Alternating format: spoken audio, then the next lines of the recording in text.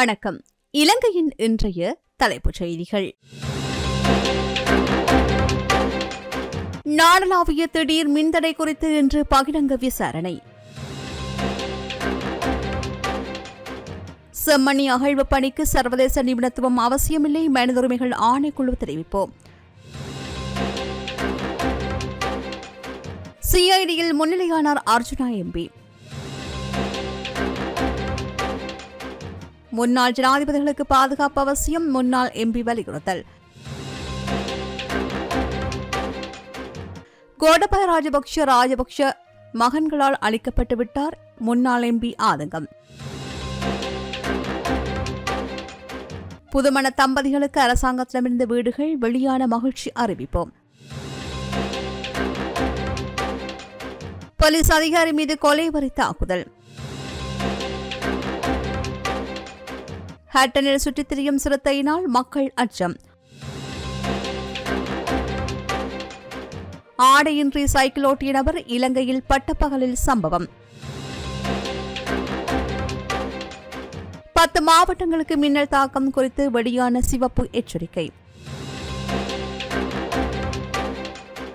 நாடு முழுவதும் கடந்த பிப்ரவரி 9 ஏற்பட்ட திடீர் மின்தடை குறித்து இலங்கை பொதுப் பயன்பாடுகள் ஆணைக்குழு இன்று பகிரங்க விசாரணை ஒன்றை முன்னெடுக்கவுள்ளது. 2002 ஆண்டு 35 இலக்க பொதுப் பயன்பாடுகள் ஆணைக்குழு சட்டத்தின் பிரிவு 18 கீழ் இந்த விசாரணைகள் இடம்பெறவுள்ளது. அதற்கமைய கொழும்பில் உள்ள பண்டார்நாயக்க ஞாபகார்த்த சர்வதேச மாநாட்டு மண்டபத்தில் இன்று காலை 8:30 மணி முதல் மாலை 6 மணி வரையில் விசாரணைகள் முன்னெடுக்கப்பட உள்ளன. மின்சாரத்துறையில் வெளிப்படைத்தன்மையை உறுதி செய்வதை, மின்வெட்டுக்கான மூல காரணங்களை அடையாளம் காண்பதையும் இந்த அமர்வு நோக்கமாக கொண்டுள்ளதாக அந்த ஆணைக்குழு தெரிவித்துள்ளது. இதில் பங்கேற்பதற்காக பொதுமக்களுக்கும் தொடர்புடைய தரப்பினருக்கும் அழைப்பு விடுக்கப்பட்டுள்ளதாக இலங்கை பொதுப் பயன்பாடுகள் ஆணைக்குழு தெரிவித்துள்ளது. பாராளுமன்ற உறுப்பினர் ராமநாதன் அர்ஜுனா குற்றப்புலனாய்வு திணைக்களத்தில் முன்னிலையாகியுள்ளார். வாக்குமூலம் ஒன்றை வழங்குவதற்காக அவர் நேற்று குற்றப்புலனாய்வு திணைக்களத்திற்கு சென்றுள்ளதாக தெரிவிக்கப்படுகின்றது. பேராசிரியர் ராஜ் சோமதேவா தலைமையில் செம்மணி அகழ்வு பணிகள் மிக சிறப்பாக இடம்பெற்று வருவதால் சர்வதேச நிபுணத்துவம் அவசியமானதாக இருப்பதாக தெரியவில்லை என்றும், அவ்வாறு தேவைப்படும் பட்சத்தில் அதொடர்பில் கலந்துரையாடுவோம் என்றும் செம்மணி மனித புதைகுழியை பார்வையிட்ட மனித உரிமைகள் ஆணைக்குழுவினர் தெரிவித்தனர். இதொடர்பில் அவர்கள் மேலும் தெரிவிக்கையில், நம்முடைய மனித உரிமைகள் ஆணைக்குழு தலைவர் இணைய உறுப்பினர்களோடு நாங்கள் தொடர்பாக எங்களது அவதானங்கள் குறித்து கலந்து பேசி இந்த வார இறுதி அல்லது அடுத்த வார இறுதிக்குள் நமது அவதானங்கள் குறித்து ஒரு பொதுவான அறிக்கையை நாங்கள் வெளியிடுவோம். அந்த அறிக்கையில நாங்கள் என்ன சொல்லுவோம் என்றால், இதுவரை நடந்த விஷயங்களை பற்றி என் திருப்தியை நாங்கள் செய்வதோடு உண்மை வெளிக்கொண்டு வரப்பட வேண்டும், அதுக்கு என்ன செய்யலாம் என்பதை பற்றி நம்முடைய விதந்துரைகளையும் நாங்கள் முன்வைப்போம். நான் ஏற்கனவே குறிப்பிட்டது போல நம்முடைய முழுமையான நோக்கம் என்னவென்றால், இங்கு நடந்த விஷயங்களை பற்றிய உண்மை வெளிக்கொண்டு வரப்பட வேண்டும்.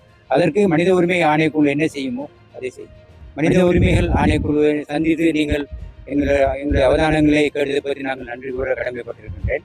அதே நேரத்தில் உங்களோட ஒரு வேண்டுகோள் விடுக்கவும் நாங்கள் கடமைப்பட்டிருக்கோம். இங்கு நடக்கின்ற விஷயங்கள் ஒரு உணர்வுபூர்வமான விஷயம். ஆனால் நீங்கள் தொடர்பாக அறிக்கையிடும் பொழுது ஒரு இமோஷனல் என்று சொல்லப்படுகின்ற உணர்வு ரீதியாக விஷயங்களை சொல்லாமல் யதார்த்தமாக ஒப்ஜெக்டிவ் என்று சொல்வார்கள், புறவயமாக நடக்கின்ற விஷயங்களை நீங்கள் மக்களுக்கு தெரியப்படுத்த வேண்டும். அது மிக மிக முக்கியமானது. மக்களுடைய உணர்வுகளை கிளறக்கூடியவாறு ஊடகங்கள் நடந்து கொள்ளக்கூடாது என்பதற்காக நாங்கள் மனித உரிமை ஆணைக்குழுவின் சார்பாக மிக பணிவாகவும் அன்புடனும் உங்களை கேட்டுக்கொள்வதற்கு நான் கடமைப்பட்டுள்ளேன். இலங்கையில் புதுமண தம்பதிகளுக்கு வீடு வழங்கும் திட்டம் அரசாங்கத்தால் செயற்படுத்தப்பட்டு வருவதாக அமைச்சர் வசந்த சமரசிங்க தெரிவித்துள்ளார். அனுராதபுரத்தில் நடைபெற்ற விழா ஒன்றில் பங்கு பெற்று உரையாற்றும் போது அவர் இதனை கூறியுள்ளார். திருமணத்திற்கு பின்னர் தங்கள் சொந்த வீட்டில் வாழ விரும்பும் இளம் தலைமுறையினரின் கனவை இந்த திட்டம் நிறைவேற்றும் என்று அவர் குறிப்பிட்டுள்ளார். நாட்டில் உள்ள வீட்டு வசதி பிரச்சினையை தீர்க்கும் நோக்கில் அடுத்து 5 முதல் 10 ஆண்டுகளுக்குள் இந்த திட்டம் நடைமுறைக்கு வரும் என்றும் அவர் கூறியுள்ளார். அத்துடன் புதிய வீடுகளை கட்ட அரச ஊழியர்களுக்கு கடன் வழங்கும் திட்டம் அரசாங்கத்திடம் இருப்பதாக அமைச்சர் குறிப்பிட்டுள்ளார். போரை முடிவுக்கு கொண்டு வந்த மஹிந்த ராஜபக்ஷ மீது தமிழ் டயஸ்போராக்கள் சிலர் இன்னமும் வைராக்கியத்துடனே உள்ளார்கள். இதனால் அவரை பழிவாங்க முற்படக்கூடும். எனவே அவர் உட்பட முன்னாள் ஜனாதிபதிகளுக்கு பாதுகாப்பு அவசியம் என்று ஐக்கிய தேசிய கட்சியின் உறுப்பினரான முன்னாள் எம்பி சமன் ரட்னப்பிரிய தெரிவித்துள்ளார். இது தொடர்பில் அவர் மேலும் தெரிவிக்கையில், ஜனாதிபதி பதவியை வகிப்பவர் துணிவுடன் முடிவுகளை எடுக்க வேண்டும். அதற்குரிய சுதந்திரம் அவருக்கு வழங்கப்பட்டுள்ளது. உலக நாடுகளிலும் இந்த நடைமுறை உள்ளது. எனவே ஜனாதிபதியால் எடுக்கப்படுகின்ற முடிவு 90% சாதகமாக இருக்கலாம். 10% அதனை எதிர்க்கலாம். எனவே அந்த 10% ஜனாதிபதி ஓய்வு பெற்ற பின்னர் அவரை பழிவாங்க முற்படக்கூடும். அதனால் தான் முன்னாள் ஜனாதிபதிகளுக்கு ஓய்வின் பின்னரும் பாதுகாப்பு உள்ளிட்ட வரப்பிரசாதங்கள் வழங்கப்படுகின்றன. இது உலகளவில் ஏற்றுக்கொள்ளப்பட்ட நடைமுறையாகும். குறிப்பாக மஹிந்த ராஜபக்ஷ போரை முடிவுக்கு கொண்டு வந்த தலைவர். அவரை பழிவாங்கும் நோக்கில் சில தமிழ் டயஸ்போராக்கள் செயற்படலாம். உள்நாட்டில் அல்லது வெளிநாட்டில் வைத்து மஹிந்தவை பழிவாங்கக்கூடும். ஆகவே மஹிந்தவிற்கு பாதுகாப்பு அவசியம். வரப்பிரசாதங்களில் ஒன்றுதான் பாதுகாப்பாகும் என்றும் அவர் தெரிவித்தார். கோட்டபாய ராஜபக்ஷ ஆட்சிக்கு வந்து நாட்டுக்கு நல்லது செய்ய முயற்சித்தார். ஆனால் அவர் குடும்பத்தினரால், குறிப்பாக ராஜபக்ஷ மகன்களால் அளிக்கப்பட்டு விட்டார் என்று சர்வஜன பலய தலைவர் நாடாளுமன்ற உறுப்பினர் திரு ஜேவீர தெரிவித்தார். கமகா மாவட்டத்தின் மீரிகம பகுதியில் உள்ள ஹாபிடிகம பிரிவில் சர்வஜன சபை அமைக்கும் நிகழ்வில் கலந்து கொண்டு உரையாற்றிய போது அவர் இதனை கூறியுள்ளார். நான் குடும்ப அரசியலுக்கு எதிரானவன் என்பதால் கோட்டபாய ராஜபக்ஷவை ராஜபக்ஷ குடும்பத்திலிருந்து தேர்ந்தெடுத்து ஆட்சியை கொண்டு வர முயற்சித்தேன். ஜேவிபி போல் எல்லாவற்றுக்கும் எதிர்ப்பு தெரிவிக்கும் அரசியலில் நாம் ஈடுபட மாட்டோம் என்று கூறினோம். குறிப்பாக கடந்த கால அரசியலில் இருந்த குடும்ப அரசியலுக்கு எதிராக நின்றவன் நான். ஊழலுக்கு எதிராக நின்றவன். தந்தையிடமிருந்து மகனுக்கு அரசியல் செல்வதை எதிர்த்தவன். அதற்காகவே எனது முழு பலத்துடன் தொடர்ந்தும் போராடியவன். உண்மையில் கோட்டபாய ராஜபக்ஷ தனது எளிய வீட்டில் இருந்து பாதுகாப்பு வீரர்களை அகற்றி, அலுவலகங்களில் புகைப்படங்களை அகற்றி, மற்றவர்கள் பொய்யாக செய்தவற்றை உண்மையாக செய்ய முயற்சித்தார். கோட்டபாய ராஜபக்ஷ உண்மையாகவே சரியான விடயங்களை செய்ய முயன்றார். ஆனால் அவர் தனது குடும்பத்தினரால், குறிப்பாக ராஜபக்ஷ மகன்களால் அளிக்கப்பட்டு விட்டார் என்றும் அவர் மேலும் தெரிவித்தார்.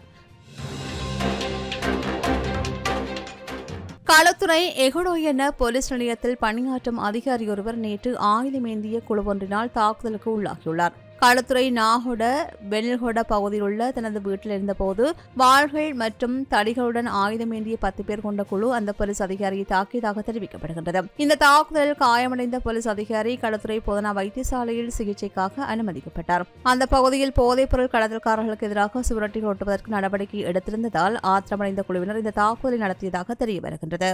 வெள்ளவத்தியில் வீடு வாங்க வேண்டுமா? கோல் ரோட்டிற்கு அருகாமையில் ராயல் டி கன்ஸ்ட்ரக்ஷனால் கட்டப்படும் தொடர்பாடி அடுக்குமுறைகள். முன்பதிவுக்கு இன்றைய முந்துகள். வவுனியாவில் இடம்பெற்ற திருட்டு சம்பவம் தொடர்பில் இளைஞர் ஒருவர் நேற்று கைது செய்யப்பட்டதாக வவுனியா போலீசார் தெரிவித்தனர். வவுனியா சோயா வீதியில் உள்ள வீடு ஒன்றில் ஒரு வாரத்திற்கு முன் திருட்டு சம்பவம் ஒன்று இடம்பெற்றது. குறித்த சம்பவம் தொடர்பில் குறித்த வீட்டில் வசித்து வந்தவர்கள் வவுனியா தலைமை போலீஸ் நிலைய குற்றப்பிரிவில் முறைப்பாடு செய்திருந்தனர்.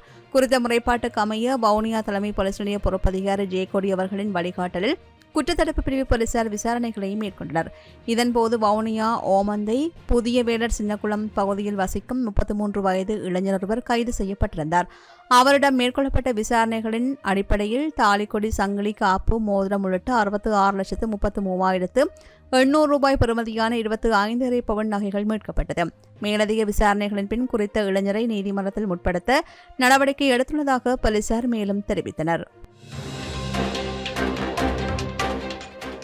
ஹட்டன் போலீஸ் பிரிவுக்குட்பட்ட ஃபோர்டைஸ் தோட்டம் NC பிரிவில் பொதுமக்கள் இரவில் சுற்றித் திரியும் சிறுத்தையினால் அச்சமடைந்துள்ளனர். தங்கள் தோட்டத்திற்கு அருகில் அடர்ந்த காட்டில் வசிக்கும் குறித்த சிறுத்தை இரவில் தங்கள் வீடுகளுக்கு அருகில் இரை தேடி வருவதாகவும், தங்கள் வீடுகளில் வளர்க்கப்படுகின்ற செல்ல பிராணிகளை இரையாக எடுத்து செல்வதாகவும் மக்கள் கூறுகின்றனர். தற்போதைய சூழ்நிலை காரணமாக இரவில் வீட்டை விட்டு வெளியேறுவது சாத்தியமில்லை என்றும், சிறுத்தை ஏற்கனவே தங்கள் வீடுகளில் வளர்க்கப்படுகின்ற பல நாய்களை இரையாக எடுத்து சென்றுள்ளதாகவும் மக்கள் மேலும் கூறுகின்றனர். ஹட்டன் ஃபோர்டைஸ் தோட்ட மக்கள் இதன் அடிப்படையில் சுற்றித் திரியும் சிறுத்தையை பிடித்து வேறு பொருத்தமான சூழலுக்கு கொண்டு செல்லுமாறு அழைப்பு விடுத்துள்ளனர். குறித்த பகுதியில் உள்ள ஒரு ஆசிரியரின் வீட்டில் பொருத்தப்பட்டிருந்த பாதுகாப்பு கேமராவில் சிறுத்தையின் நடமாட்டம் பதிவாகியுள்ளதோடு மேற்படி வீட்டில் வளர்க்கப்பட்ட நாயை எடுத்துச் செல்லும் காட்சிகள் பதிவாகியமை குறிப்பிடத்தக்கது.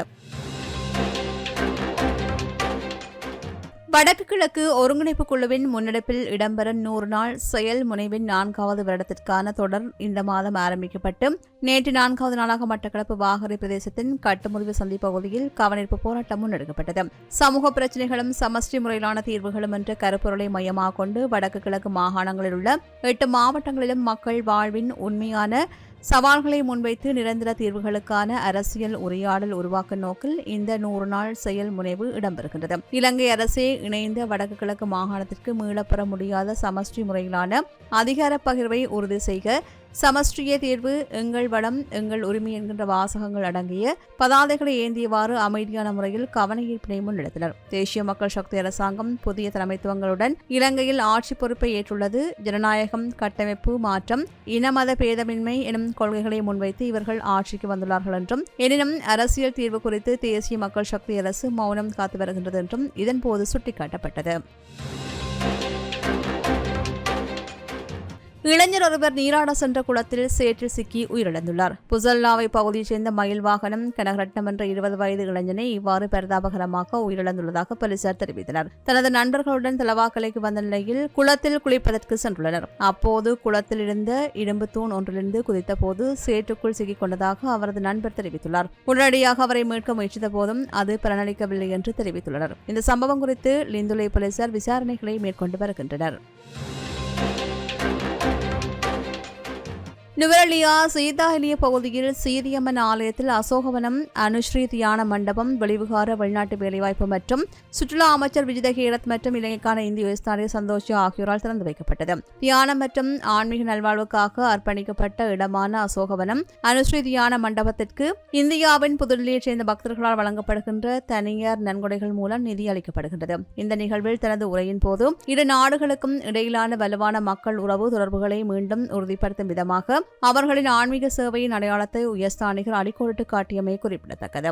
இதேவேளை கடந்த ஏப்ரல் மாதம் இந்திய பிரதமர் நரேந்திர மோடியின் இலங்கை விஜயத்தின் போதும் சீரியம்மன் ஆலயத்தின் உள்கட்டமைப்பை விரிவுபடுத்துவதற்கு இந்தியா உறுதிபூண்டதாக தெரிவித்தமையும் குறிப்பிடத்தக்கது.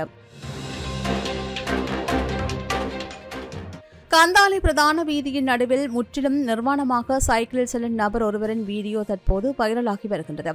குறித்த சம்பவம் பின்னால் பயணித்த வாகனத்தின் கேமராவில் பதிவாகியுள்ளது.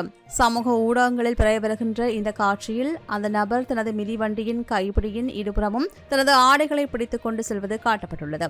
பட்டப்பகல் நடந்த இந்த சம்பவம் அதிகாரிகளின் கவனத்தையும் ஈர்த்திருக்கின்றது. அந்த நபரை அடையாளம் காணவும் ஏதேனும் சட்ட நடவடிக்கை எடுக்க வேண்டுமா என்பதை தீர்மானிக்கவும் போலீசார் தற்போது காணொலியை மதிப்பாய்வு செய்து வருகின்றமை குறிப்பிடத்தக்கது. நாட்டைச் சூழவுள்ள கடற்பரப்புகளில் மணத்தியாலத்திற்கு 50-60 கிலோமீட்டர் வேகத்தில் காற்று அதிகரிக்கக்கூடும் என்று வளிமண்டலவியல் திணைக்களம் எதிர்வு கூறியுள்ளது. அத்துடன் வடக்கு, வடமத்திய, கிழக்கு மற்றும் சப்ரஹுவா மாகாணங்களில் 50 மில்லிமீட்டர் மழை வீழ்ச்சி பதிவாகக்கூடும் என்றும் தெரிவிக்கப்பட்டுள்ளது. இதேவேளை வடக்கு, கிழக்கு உள்ளிட்ட நாட்டின் பல்வேறு பகுதிகளில் கடுமையான மின்னல் தாக்கம் ஏற்படக்கூடும் என்றும் வளிமண்டலவியல் திணைக்களம் எச்சரித்துள்ளது. இதன்படி வடக்கு, கிழக்கு மற்றும் வடமத்திய மாகாணங்களின் 10 மாவட்டங்களுக்கு மின்னல் தாக்கம் குறித்து சிவப்பு எச்சரிக்கை விடுக்கப்பட்டுள்ளமை குறிப்பிடத்தக்கது. இதுபோன்ற செய்திகளை தெரிந்து கொள்ள சமூகம் நியூஸ் சேனலை சப்ஸ்கிரைப் செய்து அருகில் உள்ள பெல் பட்டனை கிளிக் செய்யுங்கள். மேலும் இதுபோன்ற செய்திகளை உடனுக்குடன் தெரிந்து கொள்ள சமூகமீடியா.com என்ற இணையதளத்தின் வாயிலாகவும் எங்களுடன் இணைந்திருங்கள்.